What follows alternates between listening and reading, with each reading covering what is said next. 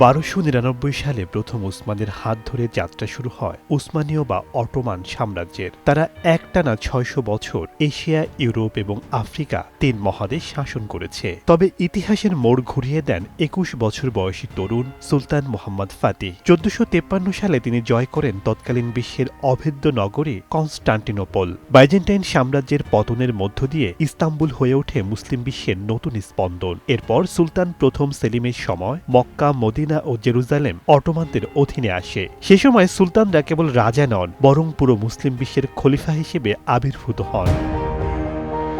অটোমানদের স্বর্ণযুগ বলা হয় সুলতান সুলাইমান কানুনের আমলকে। তার শাসনামলে অটোমান নৌবাহিনী আটলান্টিক মহাসাগর থেকে ভারত মহাসাগর পর্যন্ত দাপিয়ে বেড়াত। তিনি কেবল দিগ্বিজয়ী বীর ছিলেন না, ছিলেন এক মহান আইন প্রণেতা। তার তৈরি বিচারিক কাঠামো আধুনিক ইউরোপের অনেক আইনের ভিত্তি হিসেবে কাজ করেছে। স্থাপত্য, বিজ্ঞান এবং ক্যালিগ্রাফিতে অটোমানরা তখন বিশ্বের শ্রেষ্ঠ স্থানেই ছিল। কিন্তু প্রকৃতির নিয়ম হল, যার উত্থান আছে তার পতনও নিশ্চিত।